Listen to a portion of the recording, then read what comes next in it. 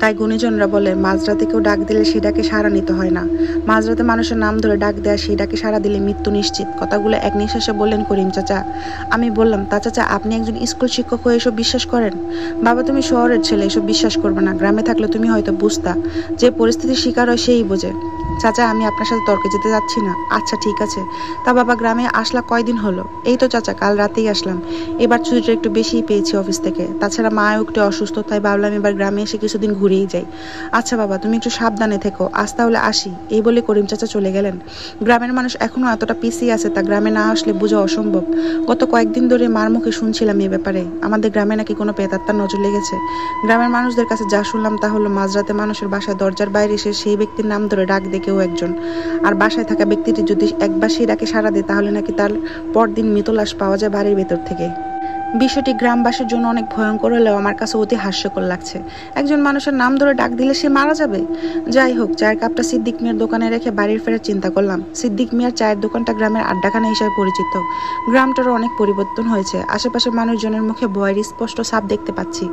আসলে গ্রামের মানুষ অনেক সহজ সরল থাকে, তাদেরকে বোকা বানানো অনেক সহজ। এই মৃত্যুগুলোর ক্ষেত্রে এরকমটাই হচ্ছে। কেউ একজন হয়তো খুন করছে। এসব ভাবতে ভাবতে এগুচ্ছি, তখন হঠাৎ চোখে পড়লো রমেশ চাচার উপর। বিষণ্ণ মনে বসে আছেন তিনি দূরের আম গাছটির নিচে। আমি এগিয়ে গেলাম, জিজ্ঞেস করলাম, চাচা কেমন আছেন? আসি, আল্লাহ রাখছে। তা বাবা, তোমার তো ঠিক চিনলাম না। চাচা, আমি আপনাদের গ্রামের হান্নান মিয়ার বড় ছেলে তন্ময়। শহর থেকে কালকেই আসলাম। ও হ্যাঁ, চিনছি এখন। তা চাচা, আপনার মন খারাপ কেন? চাচি আর সোলেমান কই? সোলেমান আর নাই রে বাজান, সোলেমান আর নাই। ওই নিশিটাকে আমার পোলাডারে কায়রা নিছে আমার কাছ থেকে। কি বলছেন চাচা এসব? চাচা শান্ত হন, কান্নাকাটি করে কি লাভ? কিভাবে হলো এসব চাচা, আমাকে একটু খুলে বলবেন কি? কি লাভ বাজান, তুমি শহরে ফিরা যাও। গ্রামের খারাপ আত্মার ছায়া পড়ছে। এক এক করে সবাই মারা পড়বো, তুমি চইলা যাও। এটা বলে রমেশ চাচাকে উঠে যেতে লাগলেন। আমি পিছন থেকে বললাম, চাচা আমি সবকিছুই জানি, এখন আপনার সাহায্যের প্রয়োজন আমার। এসব মৃত্যুর পিছনে নিশ্চয়ই কোনো রহস্য আছে। আপনি সাহায্য না করলে আমরা কখনই রহস্য উদ্ঘাটন করতে পারবো না। তাই আমাকে সেদিনের ব্যাপার সবকিছু খুলে বলুন। রমেশ চাচা ঘুরে দাঁড়ালেন। ভালো করে দেখলাম চাচার চোখে কোনো স্পষ্ট পানির অস্তিত্ব রয়েছে কিনা। চাচা আমার পাশে এসে বসলেন, ক্ষীণ স্বরে বললেন, আমি তোমারে কিভাবে সাহায্য করবো রে বাপ? এটা কোনো মানুষের কাজ না। আমি নিজের চোখে সেই প্রেতাত্মার ছায়া দেখছি। আমাকে গ্রামের পাপের ফল এগুলা। তাও যখন শুনতে চাইতাছো তাহলে শোনো। রমেশ চাচা বলা শুরু করলেন, সেদিন রাতে আমার বসার রাত ছিল। অন্যান্য মৃত্যুগুলো আমার বসার রাতেই হয়েছিল, কিন্তু আমার পোলা টিটু এসব একদম বিশ্বাস করতো না। ও অনেক একগুঁয়ে প্রকৃতির ছিল। যাই হোক, সেদিন তোমার শাশি গেছিল তার বাপের বাড়ি। শ্বশুর আব্বা অসুস্থ ছিল, তাই আমাকে বাসায় টিটু আর আমি এক ঘরে ঘুমাইছিলাম রাতে। হঠাৎ মাঝরাতের দিকে কিসের একটা শব্দ ভেঙে গেল। চাইয়া দেখলাম কেরা জানি টিটুরে ডাকতেছে। আমি উঠা বিছানায় বসার পর দেখি টিটুরও ঘুম ভাঙছে। আওয়াজটা ইনিও দুইবার ডাক দিছে, তারপর আরেকবার ডাক দিল, টিটু। আমার সোনা মানিকটা সাড়া দিয়ে দিল। টিটু কইলো, কেডাই রে এত রাইতে এখানে? বেশ সাথে সাথে আমার পোলাটা কেমন যেন চুপ হয়ে গেল, মাটিতে পড়ে গেল ধপাস করা। আমার চোখের সামনে এক মুহূর্তে কেমন করে জানি হইলো বুঝলাম না। পোলাটার গায়ে হাত দিয়ে দেখলাম আমার পোলাটা নাই রে বাজান। তার প্রাণ পাখি উড়াল দিছে। আমি সাথে সাথে বাইরে দৌড় দিলাম কে আছে দেখার জন্য, কিন্তু দেখলাম একটা ছায়া আস্তে করে উদা হয়ে গেল। চারদিক ঘুরা কাউরে খুঁজা পাইলাম না রে বাজান। আমার পোলাটারে মাইরা ফেললো আত্মাটা।